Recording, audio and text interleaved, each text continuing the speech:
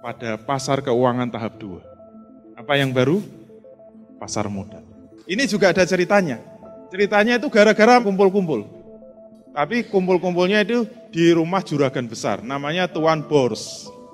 Karena yang ngumpul itu semua pengusaha, apa yang dikeluhkan? Selama ini kok kita cari modal agak susah ya. Kalau ke bank, wah servisnya minta ampun. Gimana agar kita itu bisa dapat modal lebih cepat lagi?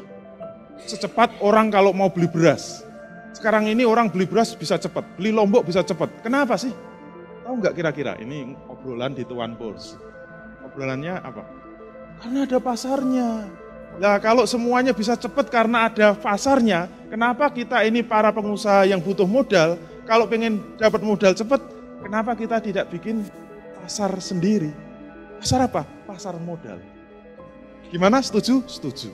Karena dibuat di rumahnya Tuan Bors, maka kita sebut pasar bursa. Sejarahnya begitu. Terus yang dijual apa? Yang dijual kertas.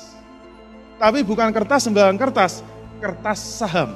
Jadi kalau kita ingin dapat modal secara cepat, cukup terbitkan kertas, cetak kertas, kita jual di pasar yang kita kasih nama pasar modal atau pasar bursa. Itu tempat jualan kertas. Maka kalau kita butuh modal secara cepat, modalnya itu kita pecah-pecah. Misalnya kita butuh modal 10 miliar. Kita keluarkan kertas tulisannya 10.000. Kalikan 1 juta. Sudah dapat 10 miliar kalau terjual semua. Mereka yang butuh silahkan beli.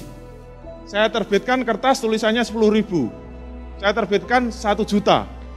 Maka kalau itu saya bawa ke pasar modal kemudian laku, maka saat itu juga saya dapat 10 miliar. Enak kan? Sekarang pertanyaannya, kepada siapa pasar modal ini akan mengabdi?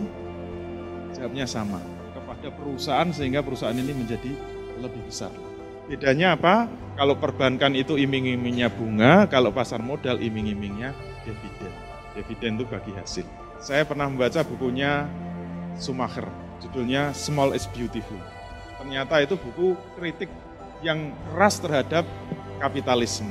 Dalam pengantarnya, buku itu menyebutkan dalam dunia kapitalisme tidak ada kata enough, tidak ada kata cukup. Kalau ada seorang direktur atau CEO sebuah perusahaan, dia mengatakan cukup, maka dia langsung dipecat. Kenapa? Dia gagal. Dalam dunia bisnis, dalam dunia perusahaan, dalam dunia kapitalisme, yang disebut sukses harus tumbuh, harus tumbuh, harus tumbuh. Tidak ada kata cukup. Harus semakin besar, semakin besar.